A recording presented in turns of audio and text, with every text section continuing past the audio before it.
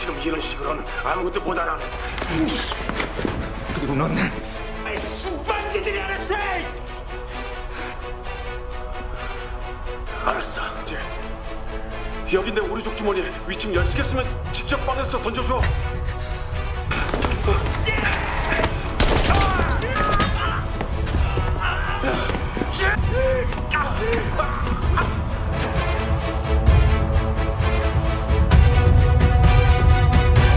Squid Game Part 5 dimulai.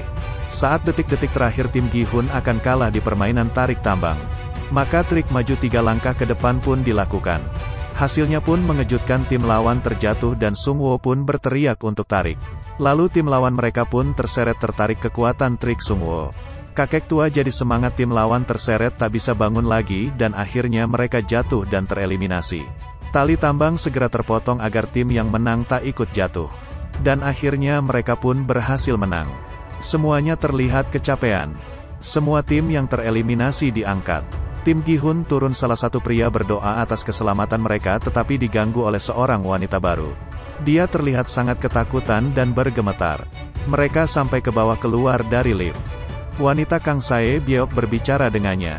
Tim Gi-hun pun tiba dan masuk kembali. Tim pria preman heran melihat mereka kembali. Tambang ditarik, tempat dibersihkan dari peserta yang tereliminasi. Para staf berbaju merah memasukkan peti ke ruangan pembakaran tetapi para staf ada yang bermain dengan para peserta yang tereliminasi. Pembakaran ruang yang sudah kosong tanpa ada peti di dalamnya. Ternyata peti itu ditarik ke ruang bawah tanah. Memanggil pria dokter agar cepat dilakukan tugasnya. Wanita keriting banyak bicara dan bercerita tentang proses tarik tambang tadi. Lalu menuduh pria India tak punya izin masuk ke negaranya. Dia memang terlihat sangat berisik. Bertanya siapa pemimpin tim, Sungwoo menjawab kita semua sama, tak ada yang berbeda. Wanita keriting itu berbalik mengejek tim pria preman itu. Sungwoo mengatakan mereka terlihat tahu permainan selanjutnya. Kenapa bisa begitu? Wanita keriting itu terdiam tak bisa menjawab. Pemberitahuan 30 menit lampu akan mati. Lalu mereka berencana untuk menyerang tetapi ada yang mengatakan tim kita paling lemah dengan mereka. Wanita Kang Sae Byeok pun menceritakan tentang penyerangan malam itu. Gi-hun pun mengajak timnya untuk membuat pertahanan wilayah tempat tidur mereka. Pria preman menghampiri Gi-hun dan mengejeknya, lalu Gi-hun berbalik membuat pria preman ragu kepada timnya. Lalu pria preman kembali dan mulai kepikiran kata-kata Gi-hun. Pria dokter tidak ada di tempat. Ternyata dia dibawa oleh para staf berbaju merah. Tim Gi-hun mengatur untuk yang berjaga dengan yang beristirahat. Kakek tua dan Gi-hun jadi rekan penjaga.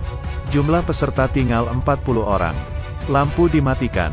Pekerjaan para staf selesai, mereka diperintahkan untuk kembali ke kamar masing-masing. Hadiah uang di celengan bulat terlihat. Sungwoo berjaga dengan pria India. Memberi dia jagung, lalu Sungwoo membagikan berdua. Mereka terus berbincang-bintang agar tetap bisa terjaga dan tak mengantuk. Bertanya kenapa dia masuk ke permainan ini. Karena dia tak punya uang. Mayoritas semua peserta memiliki cerita yang sama, tak punya uang. Para staf berbaju merah yang tak kembali ke kamarnya pergi ke tempat lain. Teman yang lainnya menghilangkan jejak monitor. Mereka bekerja sama dalam melakukan tindak pengambilan isi dalam peserta yang tereliminasi. Pria dokter melakukan pengambilannya. Staf 28 dan 29 masuk ke ruangan. Mereka terjadi perdebatan dalam pengiriman isi dalam peserta yang tereliminasi. Pria dokter melakukan operasi tanpa tidur, itulah sebabnya dia menjadi lambat. Lalu isinya dimasukkan ke dalam plastik. Gi-hun tertidur dan terkejut, ternyata Sungwoo mengatakan mau saja ingin membangunkannya. Dan bergantian untuk berjaga. Tim pria preman juga berjaga-jaga. Pria preman tak mau tidur, takut dihabisi oleh teman timnya. Para staf dan pria dokter beradu mulut, mereka marah karena pria dokter lambat sekali. Gi-hun melihat asap, lalu terlihat orang-orang yang ribut tetapi ternyata dia hanya terbayang masa lalunya. Kakek tua memanggil Gi-hun yang sedang berhayal tentang masa lalunya. Gi-hun dulu bekerja di perusahaan mobil lalu dipecat, dari situlah hidupnya mulai kacau. Pada saat itu anak Gi-hun mau lahir, banyak keperluan yang harus dibayar. Yang mirisnya perusahaan hancur sendiri tetapi malah pekerja yang harus tanggung jawab. Mereka pun bergantian untuk berjaga perusahaan. Kakek tua juga mendengar berita tentang perusahaan mobil itu. Kakek tiba-tiba kepalanya sakit dan juga demam. Di ruang lain, staf berbaju merah sedang sibuk mengambil isi peserta yang tereliminasi. Ternyata banyak peserta yang tereliminasi sudah pernah menjual organnya. Memang luar biasa cerita film ini, lengkap sudah ceritanya. Memang kejadian sesuai di dunia kenyataan. Beginilah kondisi orang-orang yang kesusahan uang dan menderita karena kemiskinan. Kakek tua terlihat demam lalu Gi-hun mengkompres kakek tua, menggunakan air seadanya dari wanita Kang Sae-byeok. Pria polisi yang menyamar bertanya sesuatu pada staf lain, tetapi mereka heran kenapa dia bertanya karena saat itu dia melihat semuanya.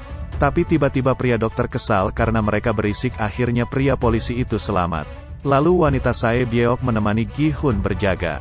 Para staf siap mengantar barang isi peserta. Mereka harus cepat karena kapalnya akan segera tiba. Pria dokter bertanya apa permainan selanjutnya. Tetapi mereka belum tahu apa permainan selanjutnya. Lalu pria dokter merasa kesal dan marah-marah pada mereka. Para pengantar isi masuk ke ruang rahasia, mereka bergegas untuk mengantar isi itu. Mereka punya jalan akses rahasia untuk keluar dari sana. Pria dokter marah dan kesal sehingga dia terlihat menyerang salah satu staf. Pria dokter melarikan diri. Pria polisi yang menyamar melihat bom. Lorong itu sengaja dibuat untuk para VIP yang akan melarikan diri dan bom akan diledakkan setelah para VIP keluar dari situ. Teman staf 29 meragukan dia. Pria dokter terus melarikan diri. Dia pun masuk ke area permainan gulali. Staf 28 meragukan dia, bertanya siapa para VIP. Dia pun diminta tunjukkan wajahnya. Staf 28 pun diminta membuka topengnya oleh pria polisi. Pria dokter ditemukan lalu mengajak untuk berdamai dan membujuknya agar tetap tenang. Pria polisi mencari tahu keberadaan kakaknya dan bertanya semua informasi yang mereka tahu. Dia pikir kakaknya ternyata yang mereka ambil isi seorang wanita bukan laki-laki. Pria staf terus membujuk pria dokter agar bekerja sama lagi dengannya dan membuka topengnya. Lalu pria dokter menjatuhkan linggisnya. Saat pria staf itu ingin membunuhnya, tembakan pun terkena tangan dia. Ternyata pria baju hitam yaitu bos mereka. Pria polisi itu pun mendapat informasi lalu membunuhnya. Pria berbaju hitam tak peduli apa yang dilakukan mereka, tetapi mereka yang telah melanggar aturan maka akan dihabisi. Pria dokter juga dihabisi. Pria polisi kembali naik dan mencari sesuatu tentang kakaknya. Lalu dia masuk ke ruangan pria berbaju hitam. Ruangan itu terlihat sangat megah dan indah sekali. Bos berbaju hitam mencari jejak pria polisi yang menyusup. Suara serune berbunyi, lampu ruangan peserta dihidupkan. Sedangkan pria polisi terus mencari info keberadaan kakaknya, apakah dia masih hidup atau sudah tiada.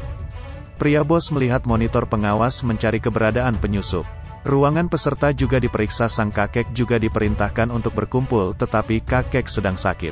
Pria polisi terus memeriksa arsip-arsip peserta yang mengikuti permainan. Lalu dia menemukan arsip peserta tentang kakaknya. Ceritanya pun bersambung di sini, guys. Nantikan part 6, jangan lupa subscribe yang belum subscribe. Terima kasih. Salam persahabatan.